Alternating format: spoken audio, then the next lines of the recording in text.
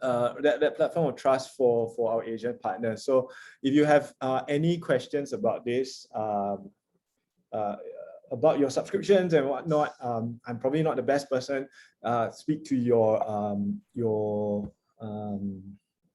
whoever you've been speaking to at Property Guru or iProperty for more information. But the high level is just, it's really, really exciting news. But if you've got any other question, I'll try my best to answer. Feel free to drop them in the comments here, right? So I bring this up not just to say, hey, Property Guru is #1, etc., etc. It's probably a bit outdated, right? Because we've got more traffic. But I just wanted to bring this in because these are the sort of things that you probably want to consider, right? How does this sort of data impact you when we're talking about data, right? How does traffic and average visits to websites impact you? So, some of these slides will be made available to you. So I just want to give some context as we go along, right? This 12 million data, I'm going to show you a slide as we go along, and it I feel is really, really representative of the market that we are in today, right? But before we get there, let's just talk about data technology, right? So what is it, and what does that mean for the property market or real estate market, right? When people talk about data technology, you hear words like big data, you hear words like, AI, machine learning and all that. Really all of this is centered around how can we interpret or gain insights from very, very large sets of data, right? We are talking about millions and millions of data points. So for us at MyProperty, our databases, in transactions alone, we look at about 6 million transactions. So really the question is, how can we get insights, right? And one of the things that we've done is, from all of that, we're able to figure out buyer demographics, right? We're able to figure out whether someone is an investor or whether someone is a first-time buyer, right? Because we're able to match names, right? So basically, just to give you context, that is what data technology is, right? The ability to gain insights from very large chunks of data, right? So that's one, right? The other one, is for us to be able to identify trends really well and all that sort of thing. But what does that really mean for you, right? These are some of the things that we do.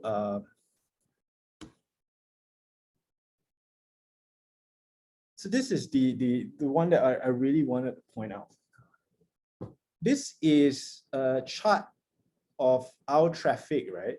Our monthly unique visitors to propertyguru.com.my. What this chart really shows that, in that red section there was when MCO started, right? MCO first hit, around March 2020, right? And this red section here is when Penjana was announced, right? Right here in June. And what we can see, as soon as Penjana was announced, we started to see this trend up. And as soon as economic sectors started to open up, we saw this, sharp rise, right, in unique visitors to propertyguru.com.my. Now, who is visiting, right? These are most likely, as agents, unless you're visiting to check on, what people are listing and all that, but you would count as one, right? When we talk about unique visitors, this is someone that we haven't seen before, right? That's unique. So in this case, what we saw was this huge spike, right? People are now starting to look for property.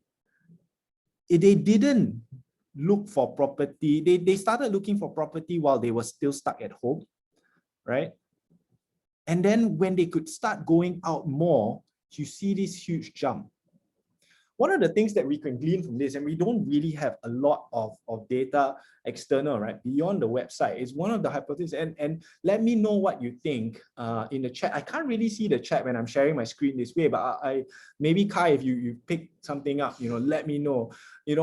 I'll be very interested, because one of the hypotheses, we've always had when it comes to property, and when we talk about analyzing data, it's all about running hypotheses and testing them, right? Is that real estate is a very personal thing, and we always talk about how the travel industry, the travel agent was disrupted by the rise of the internet, but it hasn't really affected the real estate agent, right? Why hasn't the internet disrupted the real estate business, right? Why do we see more real estate agents today than we did, every year, right? The reason for that is because of this. One hypothesis for that is how personal real estate is, right? Property is a very large thing. It's quite hard for you to sort of say, I want to pay, a few $100,000 or $1 million, just purely on research. There's a lot of emotions involved, right? Property is a fundamental human need. It is the need for shelter. You do feel that emotional connection with a property. I very recently bought a property. I just, I had my first child during the MCO, and being in the property business and having been an investor for so long, I like to think of myself as a very savvy person, very data driven, my wife as well. But I share you, we saw a house come on the market, and we walked in, right? We walked into this house. First thing, my wife looks, she's holding my 1-year-old girl, and she's like, wow, playroom there.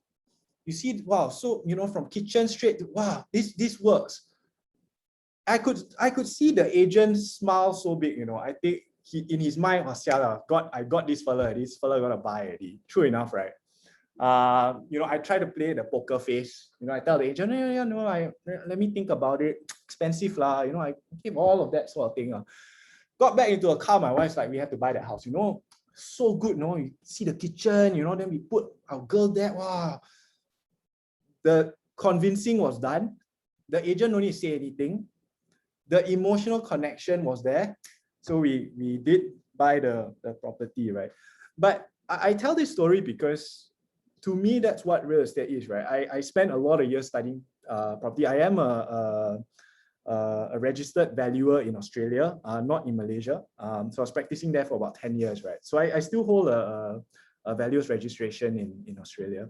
And I spend so much time studying this, but yet I still can fall prey to this emotions, right? These emotions when it comes to property, because property is a very, very, by its nature, especially residential, a very emotional thing, because you look at it from the perspective of my family, I'm going to grow up here, I'm going to grow old here, so on and so forth, right? So that's when we talk about residential. And I think, the opportunity to start looking at properties started to really fuel this, right? And you start to see this jump in people starting to do even more research, right? So property is really strong. If we look at where we are, right, early this year, we're still seeing some strong numbers. Now, then we went back into a lockdown, right? But if history is anything to go by, we know that as soon as the borders open, we're able to go outside and go and look at properties, we can expect this jump, right? So the question is, what are we doing, right? Now that we can see this as a trend, how does that relate to us, right? How can I make sense of the chart that I just saw, right? How can I make sense of this, when we're in this phase where people are home, most people are home, and when we eventually, yesterday our Prime Minister mentioned that, when we are likely to open up, right? So, are we are we gearing up ourselves as real estate agents for that moment when people can start coming out and looking at property, right? What do we need to do today to get people ready for that, right? So that's what I want to unpack today. And so please feel free to ask questions. Let's make this as interactive as possible. If there's anything to go by is how can we uncover these meaningful trends in relation to what you do in as a real estate agent, right? Hey Joe, would you like me to read out some question for you? You got two now. Sure, can. Okay, I read out the first one. Okay, the first one is Dear Joe from Mr. Chia. What extent is analysis of data depends on human intelligence and AI? What extent human intelligence and AI, right? So at the core of it, it always starts with human intelligence. When we talk about data analytics, right? If you dive deeper, you will always hear this word training the model. You'll always hear this phrase training the model. What does that mean, right? For us as as a data technology company, we build propensity models. We build things that predict value, right? We build things that predict buyer trends. So those are called propensity models. How we train the model to guess or to predict what will happen is based on us feeding as much data as we can into the model, right? So essentially the model will start to see, right, trends. Why, are we able to correlate? And then as data scientists, what we will do is we'll start putting in all these markers, right, to say, okay, all this data that's coming in, these are certain occurrences in the market, right? This is when Penjana happened, right? Let me just use this for a second. This is where Penjana happened, right? This is when ICINA was released, for example. This is where, all these milestones, when MCO was lifted, we start to put that in, right? When we start to put in the different variables, right? You can say the more variables you put in, the smarter the model becomes. So when it comes to data analytics, right, it is really a function of how much we put into it, how we train, so the more data that you put into your model, the more, the more insights you can build into it, the better your model becomes. All right, fantastic. Okay, I'll let you take one more question before you continue. Mr. Zainal is asking, does the investor transaction means bulk buyers like Far Capital? I suppose so, right? Because they are investors, right? So that's a very interesting question, right? I want to talk about this. What we found in 2020, right? By and large, 82% of the market was made up of investors. Now, how did we derive this, right? We basically looked at all our transactions in 2020, and if let's say, for example, Kai Wong bought a property in 2020, we look through the data and we find, in 2018, Kai bought something, and in 2016, he bought something else again, and so on and so forth, right? We're able to match that and say, okay, Kai is a serial investor. We're able to sort of say, okay, or can we see a trend? Kai is consistently buying more expensive properties, and he'll sell the other, right? Buy more expensive, sell the previous one, and keep moving on from there. From there, we can sort of say, okay, he's an upgrader, for example. But we kind of lump all of this into the investor category. And what we found is, you could almost say that 82% of the buyers in 2020 are people with at least one property, have already bought at least one property in the years before, right? So that tells us that in 2020, it was really an investment. It could be a investor group. These people definitely could be, because their names certainly showed up more than twice, right? More than once, sorry, in the database. So with that said, right, what can we glean from this, right? People that are buying, by and large, 82%, that is a lot, which means 18% were the sort of people who were coming, into the market with fresh eyes, first time buyer, all happy, um, the rest were seasoned buyers. Okay, how seasoned? There's always a scale to these, right? But these are people who have bought more than one. So probably their line of questioning is very different, right? We can ask ourselves, what would an investor want to know, right? How much return am I going to get if I buy this product? What sort of rental can I get, right? I suppose it is very, very specific to the market that you're operating in. If you're selling, shops, if you're selling condominiums, apartments, terrace houses, so on and so forth. What do you think a seasoned investor or a seasoned buyer would be asking? What sort of questions will they be asking, right? So when these are the sort of insights that we can gather, and then how do we make use of this now, right? So that's where we'll go next. Do we want to go through more questions? Yep. I think we can go through first. We leave it to 2 at a time, lah. Okay, can. Okay. Can. Right. So we've got a lot of investors in 2020. How is this correlated, with the pricing index, right? This is something that we've done, tracking the asking prices on propertyguru.com.my. And what you can see is asking prices hasn't really changed year on year, okay, in the country, right? Negative 0.034%. It's relatively stable. And in places like Selangor, you're starting to see the asking prices increase slightly. So by and large, right, prices hasn't really changed much. If you look at Johor, 4.92%, 5% difference, right? We can't really say that investors are out because good buying. Yes, I'm sure there is. I'm sure there are properties out there that are selling for less, right? But overall, it isn't that much if we look at the whole of 2020. So, but there was this dip from 2019. So how are we looking at this, right? So from 2020, not much of a change, right? But in terms of asking prices here, right?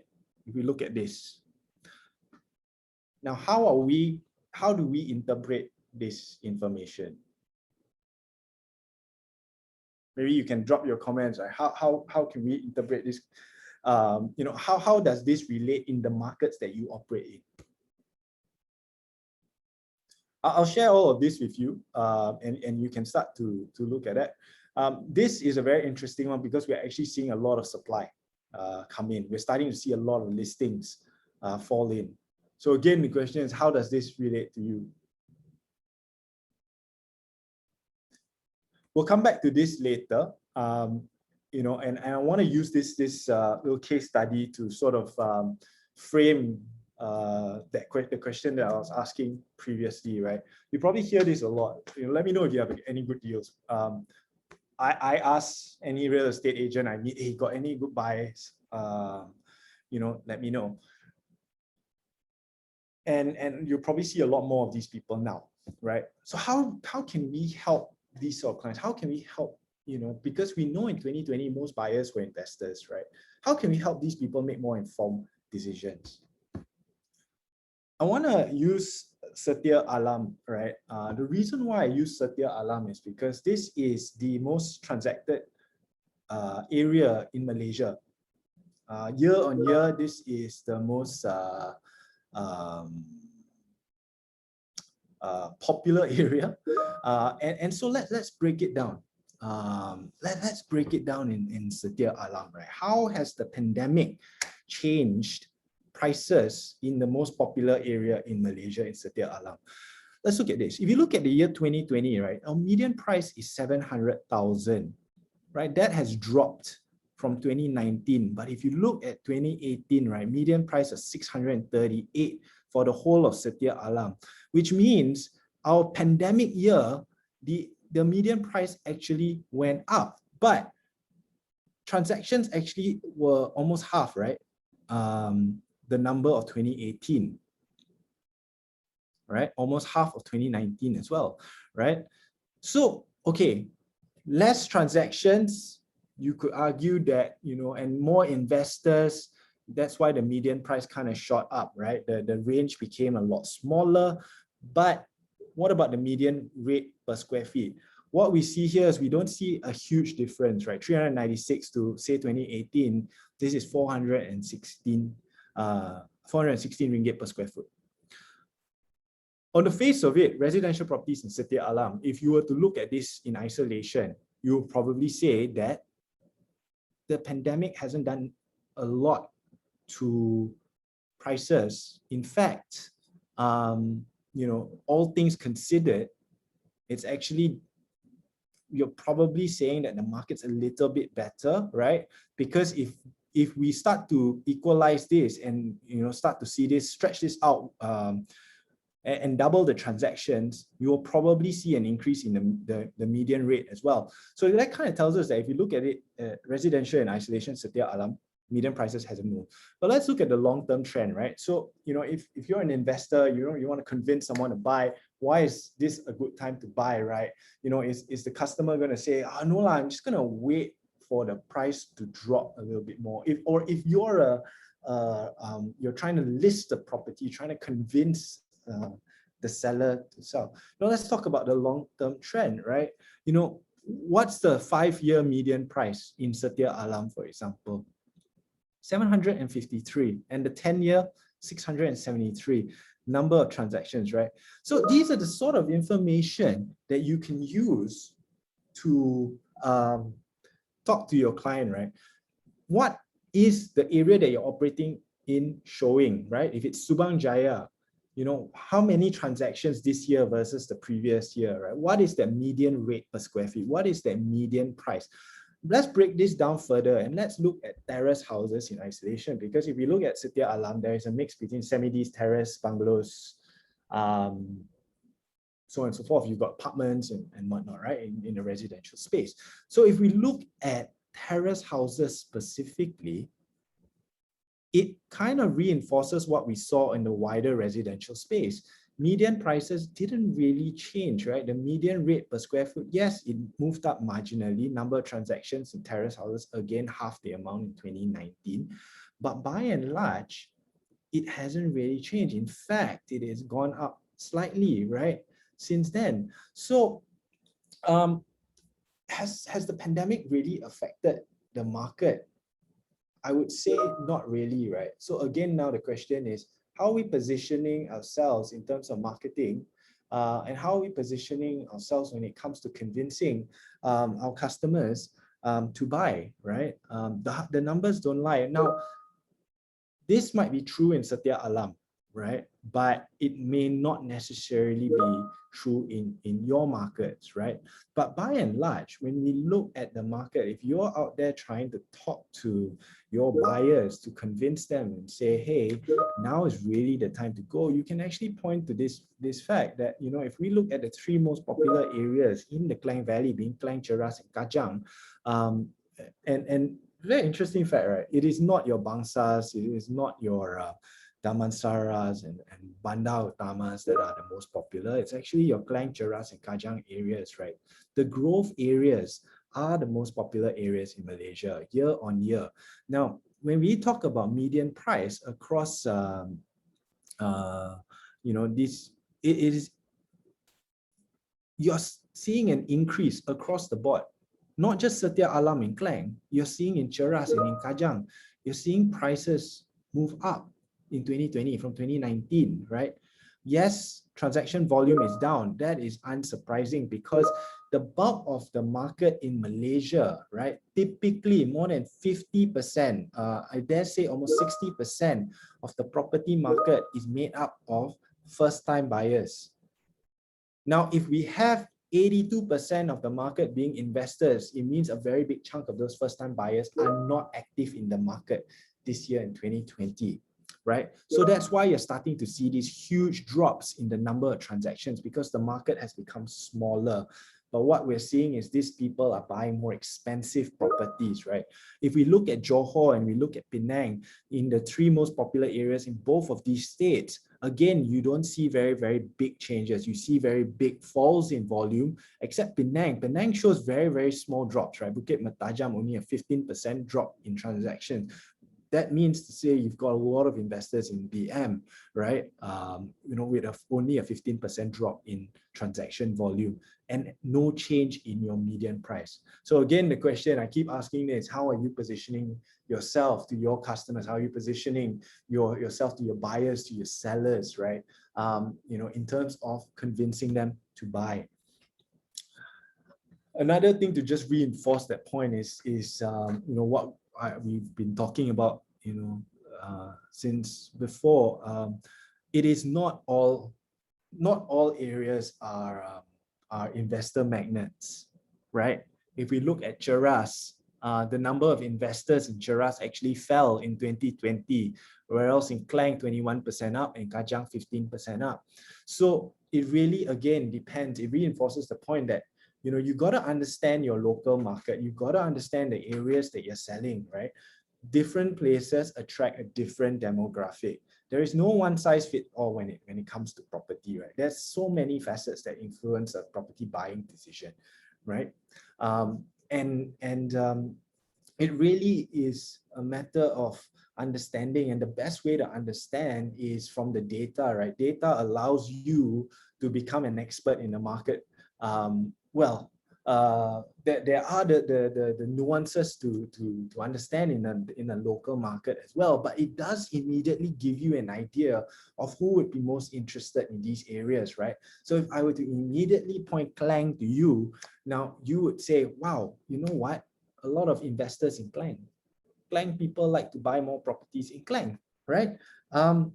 Or another question you might want to ask yourself is, why are investors buying in Klang? What is drawing people to invest in Klang?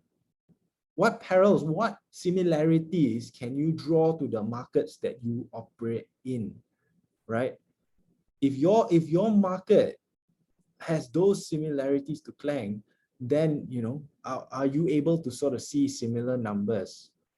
How can you position, right? We talk a lot about advertising and marketing and work. So these are the sort of things that really come in, right? We just as a point of sharing, we've been some of the work that we do from a data perspective is with banks, where we help banks target customers using this same information that I'm sharing with you today. We help the bank to target these people and say, because for banks, right, we all know today that the banks have tightened their lending criteria, right? It's a lot harder to get a loan today. So they are a little bit selective, but banks still need to make money, and they are making money, right? They announce, their profits and all that sort of thing. No pandemic, these guys still make money. But how we help them?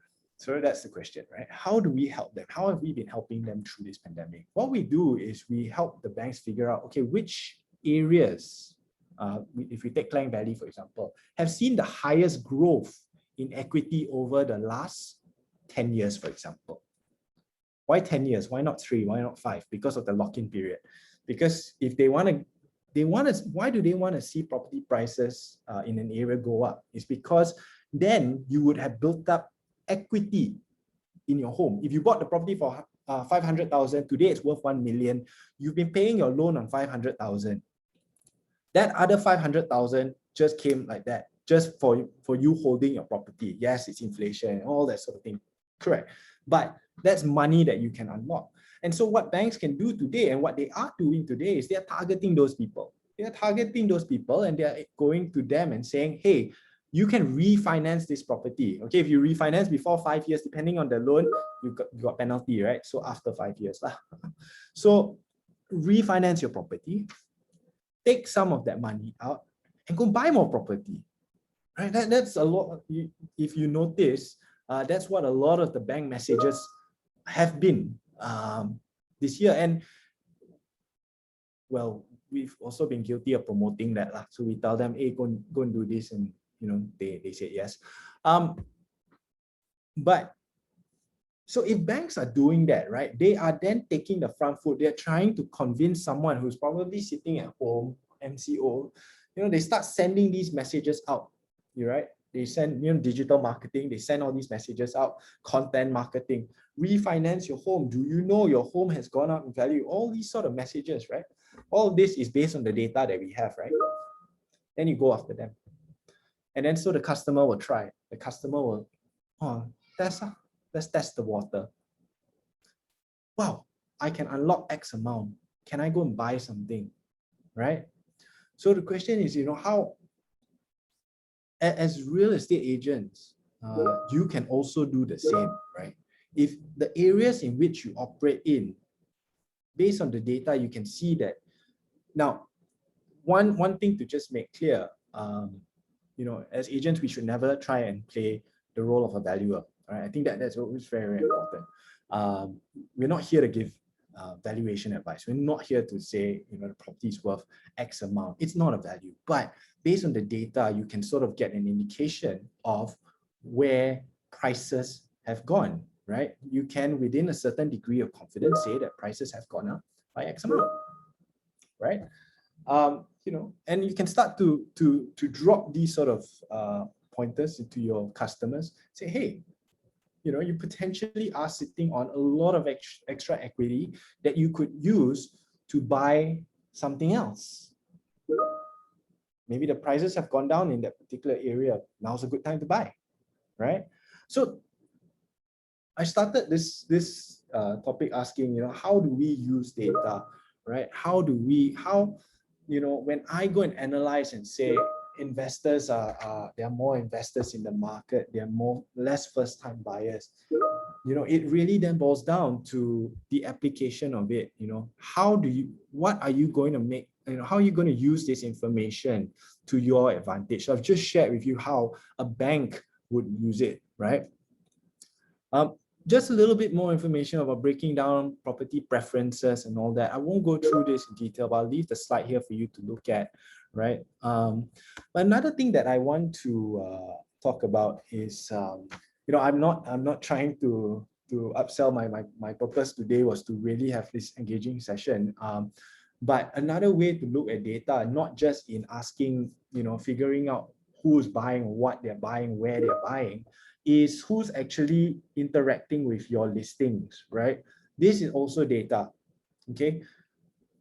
When should you be posting your listings? When do you think you'll be getting the most, right? So this is where listing performance comes in, right? So these are the sort of things that you should be using, right? What sort of message are you putting in your ads, right? Whenever we run, coming back to the earlier topic, talking about training our model, right? As part of that training, we do a lot of A/B testing. So what's A/B testing, right? A/B testing is we create two scenarios, right? And we test the likelihood of both scenarios, right?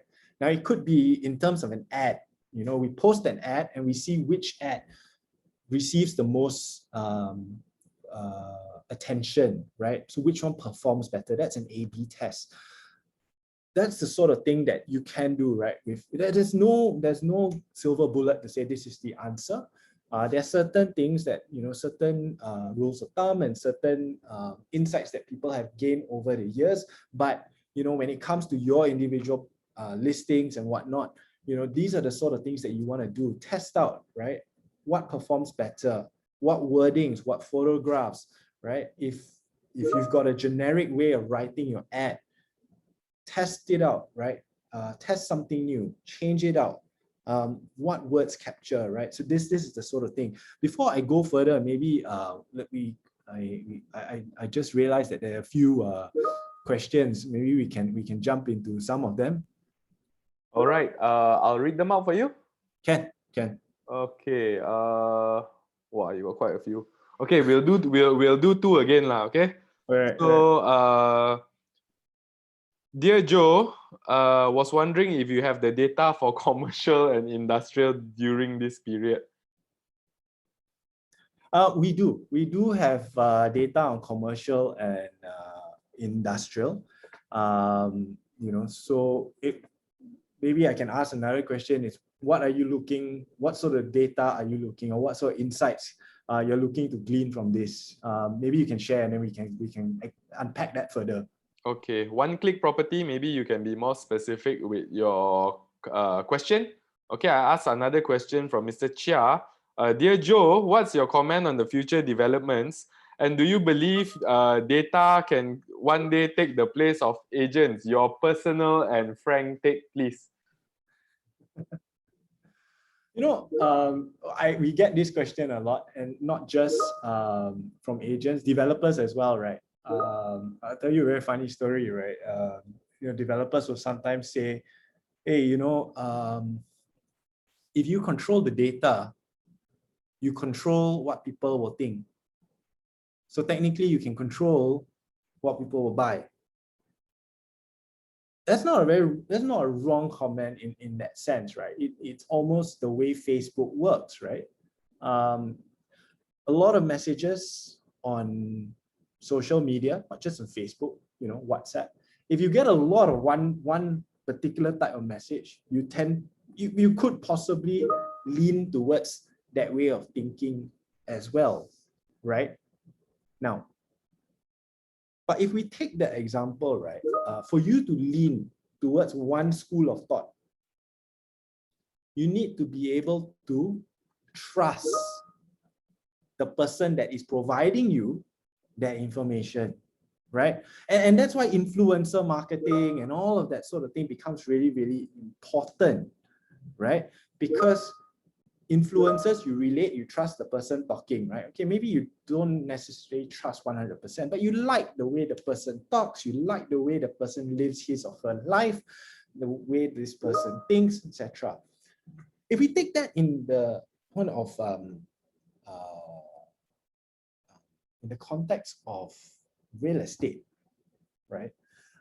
You will find that influencer marketing, right, becomes more important in higher ticket items, right? Or more emotionally driven products. And so if we look at that, right, real estate agents would probably be those influencers, right? Because it is such a big ticket item, there is a lot of emotion. I share you the story about how my wife went in there and then straight away, like, I can imagine my child growing up here. That emotional connection, right, to a property, to a home, and that's the role a real estate agent can play, right? To sort of build that up. Well, you could work both ways. You can build it up, or you could totally destroy it. But I think the role of the real estate agent will have to shift, right? I do not believe that it will be taken away. I do not believe that it will be replaced by technology purely because of that emotional need for humans when we look for property. But I do see a shift in agents becoming better consultants, right? Playing a more consultative role in the buying process, right? I do really see a shift in real estate agents merely just listing and pushing property as a product, to them becoming the product, to you as an agent becoming that product, right? So, how you will probably get to a point, and we've already seen this, right? That, I think a lot of more developed economies like in the US or in Australia and all that, that's a real good template to follow, right? Where real estate agents really act as that consultant to say, hey, I'll give you another example. I very recently, I've been on the lookout. I always try and look for good buying. A bit of history: when I was in Australia, I was really, really taken by the whole idea of fixing up property. So I used to buy absolute dumps, in the beginning, no money. I go and repair the pipe myself. The pipe bocho lagi, then in the end cost me more money. But that was how I started. And so in Malaysia, I tried to do the same thing.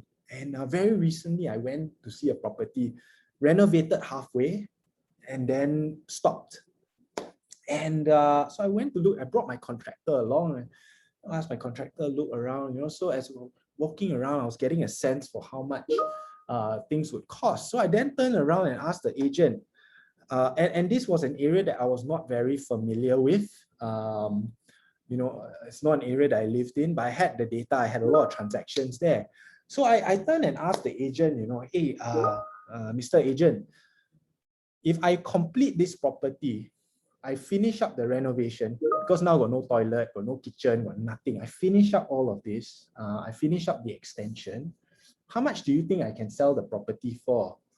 Now, the answer that I got from the agent was, don't know, depending on the market lah. Okay, yeah, so you sell a lot of properties in this area? Yes, I sell a lot of properties in this area. It's a true story.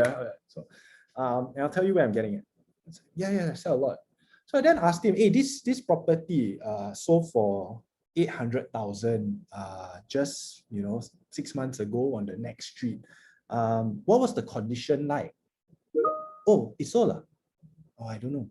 Oh, okay, never mind. What about this other transaction? This other transaction, right? And so he's like, oh, I don't know. I don't know about that transaction.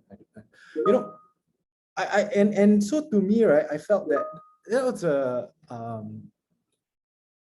had the agent been aware of these transactions, and as these transactions happen, right, really understand, oh, that was the condition when it sold, right? That was the condition when it sold.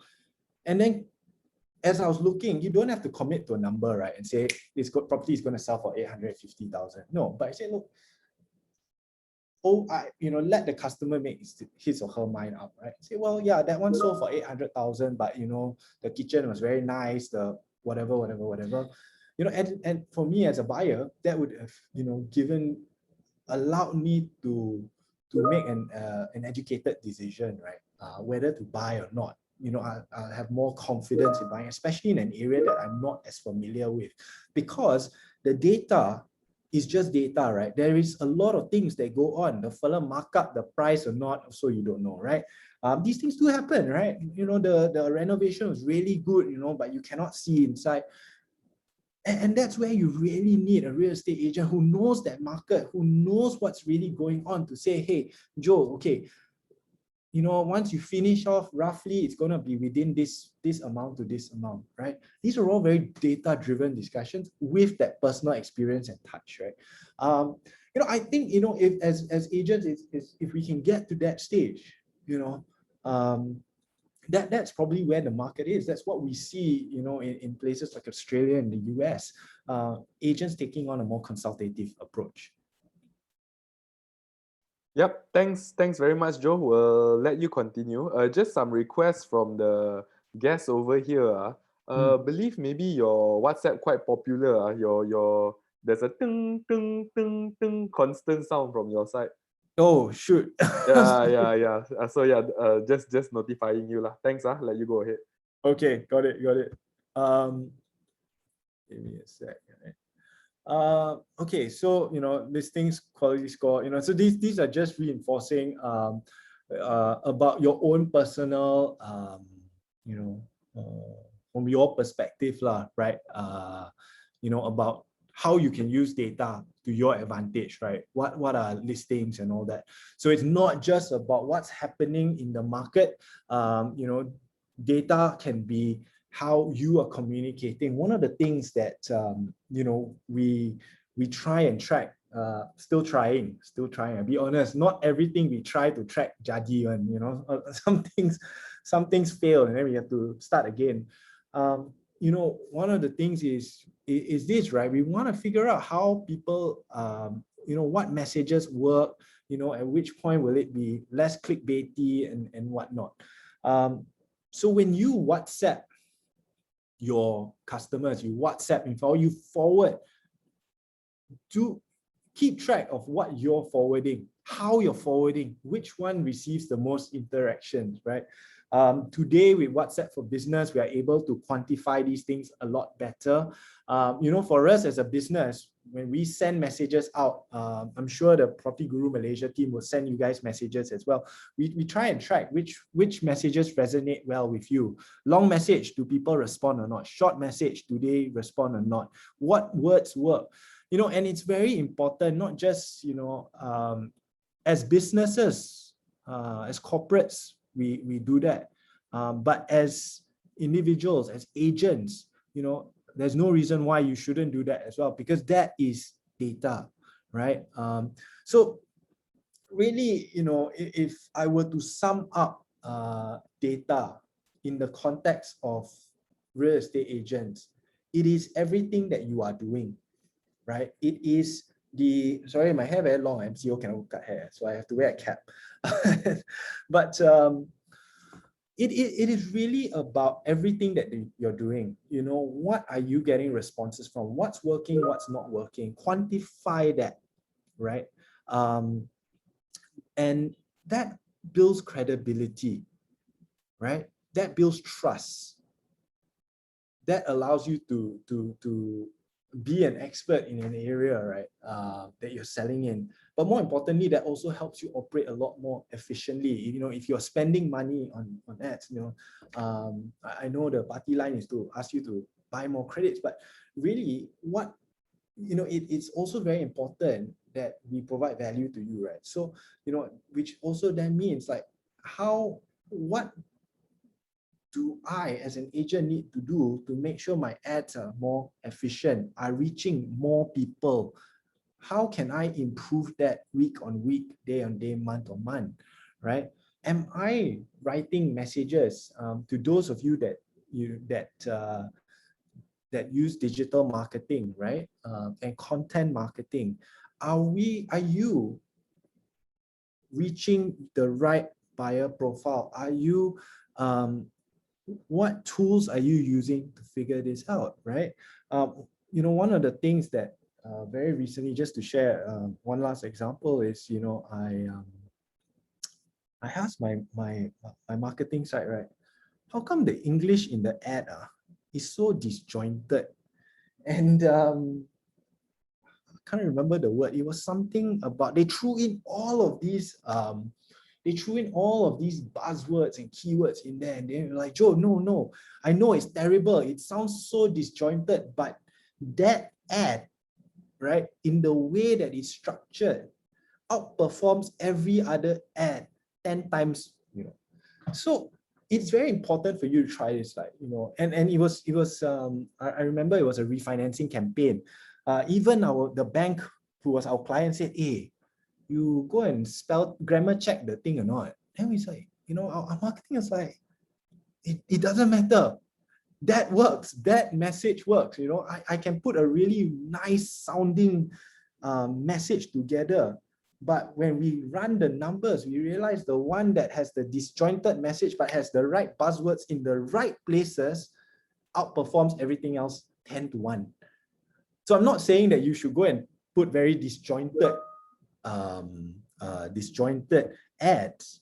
What I'm saying is you need to understand what works and what doesn't, right? And that's how you're going to be able to operate a lot more efficiently. So in summary, you know, data it's all about trust, right? It's all about building that customer trust. It's all about, you know, being that trusted consultant. So you know, that's pretty much all I have today. You know, maybe we can go to try and work through all your questions. I hope that I've made this as interactive as possible. You know, so let's try and keep the interaction going. All right. So, ladies and gentlemen, if you got any questions for Mr. Joe, please note it down here. We will have a quick 10-minute sessions to run through questions. Okay, let me just check for you. Okay, Mr. Zainal again, popular with asking his questions. I see a shift in rental market as Speed Homes has disrupted the market. In fact, Mr. Zainal, I also know they have gone to from 7 figures to 8 figures already in transaction. So yeah, Mr. Joe, what do you think about this big yellow friend of ours? I don't really have a comment on them. Shouldn't comment also lah. Don't lah. Too sensitive. Yeah. Okay, maybe I just make a short comment to my colleagues. Of course, I think in any industry, if you don't look to upskill, normally automation will replace lah. As I mentioned, bank tellers no more. More popularly in our industry, telemarketers will be gone very shortly already. There's so many good AI bots that can telemarket better than agents. Okay, then I move on to the next question is actually from One Click Property. I think now he rephrased his question a little bit better. Patrick from Esprit actually, his One Click Property is his team name. Would like to know the data for commercial and industrial property transaction during this period to grasp when these clients are buying or their buying behavior. Also because I believe home buyer behavior and commercial buyers are different. Yeah. To be honest, we haven't really run an analysis on the industrial and commercial. What I can say is that we will be putting something out very soon. So I don't have an answer for you. Let me analyze this. But what I can say is do look out for because I know the team is our PR team is looking at this now. We do actually get a lot of feedback from the market. People write in and say, hey, why you never talk about industrial and commercial? So Patrick, you're not the only one. So we hear you and we will be looking at this very, very soon. So in the next few weeks, we will look to release something on how the market is tracking on the commercial and industrial space. Okay, thank you. Okay, on Patrick again, on the very top, he did share a personal hypothesis. I'll read it out for you. I think you might have a comment. Usually year end with bonus and a year of planning. Year end is a time to purchase, especially for residential. Chinese New Year will decrease because entrepreneurs tend to pay off creditors, staff bonuses, and higher home expenses during this period. After Chinese New Year, it gradually increase and peak June, July again. This is of course not taking into consideration these 2 years COVID. So what do you think about this general hypothesis? I agree with you on the trend. The peak is usually in June, July. That's when we see the most transactions. So the middle is where you see a lot of transactions. The Q4 and Q1 is typically the lowest periods. On that, I agree. What was very interesting is, another thing that we track is interactions for valuations and all that sort of thing, right?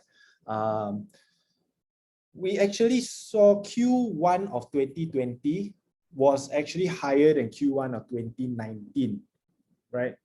Which kind of indicates that the market was already on an uptrend from 2019 to 2020. So that was one number, because and that ties in very, very closely with loan application rates, right? So if we benchmark that against Bank Negara's numbers, that kind of corroborates. So Q4, Q1 lowest periods, but in 2020 Q4, Q1 was higher than Q1, Q4 in 2019. The number in 2021, unfortunately, slightly sketchy. That's why we haven't quite, we realized that there has been a significant delay where we would typically have a very, I know NAPIC released their numbers already. We have released some numbers, but we realized that there has been a delay in what the government has been able to churn out in terms of reporting. So we still do not believe we have a very, very accurate view of Q4 and Q1 so far. Okay. Okay, then which leads me when you talk about this data collection, this is my personal question.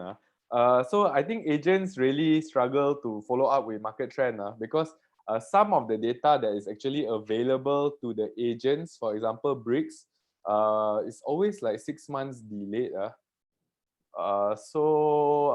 Very hard to give perspective to owners also. So is there better platforms or places to or any recommendations, or is that a sensitive question? I don't know. No, I mean, it is 6 months behind because of stamping and how long it takes before you sign, then you got the whole preparing SPA, loan disbursement, loan approval, loan disbursement, and all that, and then that typically takes anywhere between 3 to 4 months, and usually that is the gap, because the moment that you stamp the agreement, the very next month, JPPH will already pick up the data. So it's really the gap is between the stamping, right? So that's where you've got your 6 months sort of gap, right? Or anywhere between 3 and 6 months gap. Unfortunately, that is the reality. Even for us, that is something that we face, because that is the most credible source of data that we can rely on. But having said that, right? Having said that, property prices are exceptionally lumpy, right? Property as an asset is a very lumpy thing. Transactions take a long time, which also means that you won't see massive fluctuations month on month. You won't see a 10% rise this month and a 10%. It is not Bitcoin. Property is not Bitcoin, right? Because the negotiation process takes time. But then the question would be like, what about rising market, falling market, right? So the question of being 3 to 6 months behind only becomes a real problem when the market is rising rapidly or the market is falling rapidly. And for us to answer that, and there's never going to be, if you ask, how would data analysts track that, they will then look at trends. So the only way you can see, you can sort of put a finger on this is to sort of look at the past trends, right? Are we seeing this sharp incline or sharp decline, right? Yep. Then you have to make that call. Obviously, maybe speak to a valuer, but in terms of those sort of increases. All right, great stuff. Okay, since not many questions, I will leave the last question also. Not sure whether you have the experience for this, but in comparison to other markets, since that you were touching a little bit on elasticity, actually, I think the key term is elasticity. Compared to the other ASEAN regions, how are we like in terms of this elasticity? Not very, I assume. Elasticity in what sense? Yeah, like you say, the prices, it doesn't go up, doesn't go down that fast like Bitcoin, so less elastic. Plus, I think Bank Negara's control is quite strong as well. Yep. We are not, because we don't have the level of transparency as some of the other economies, right? So from what we see in, say, Singapore, deals get done a lot quicker. We don't, or in Australia, right? You don't have that 3-4 months to close a deal. Waiting for disbursement. You can close a deal within 3 to 4 weeks.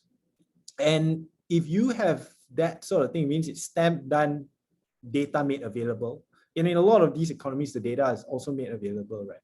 Then people can start to make very, very quick decisions. Then you start to see that sort of markets move a lot freely, a lot faster. You will start to see prices change a lot quicker. Because if you look at Singapore and Australia right now, right? Let's look at these two these two countries, right? Singapore is going through a rapid boom right now. There's been a lot of pent-up demand. Demand is off the charts. People are paying above market prices, right? And if you look at Australia, it is the same, right? A lot of pent-up demand, people are rushing in. And when you've got economies where it is running that efficiently, where within 3 to 4 weeks, you're able to see, wow, that was what prices were 4 weeks ago. Then you will start to see people going, okay, if that went for 500,000, then let's go 10% up, 550,000. Let's test. Where do we come out at? Maybe, 525,000, right? But people are able to make those sort of judgment calls, as opposed to Malaysia, where it takes about 6 months before you see that. So what you'll find is in Malaysia, you'll have a more stable market. You won't see the high highs. You won't see massive low lows. All right, thank you very much. Okay, guys, I think most of your questions are already answered by Mr. Joe. Before Mr. Joe leaves us today, please give him a warm round of applause again. And please give in some of your reactions. So, Mr. Joe, thank you very much for sharing at least 1.5 hours of yours. We really appreciate you making your time over here. Hopefully, everyone on this platform, similarly, we work in a small industry. Let's be collaborative, supportive, and let's all stick in together in solidarity, our team. So, hashtag for our training, Solidarity 2021. Okay? So please do scan and drop a feedback. Mr. Joe, thank you so much for your time. We will see you very shortly, I guess. Thanks. See you. Thank you very much. Thank you very much. Thanks, guys. Thanks, everyone.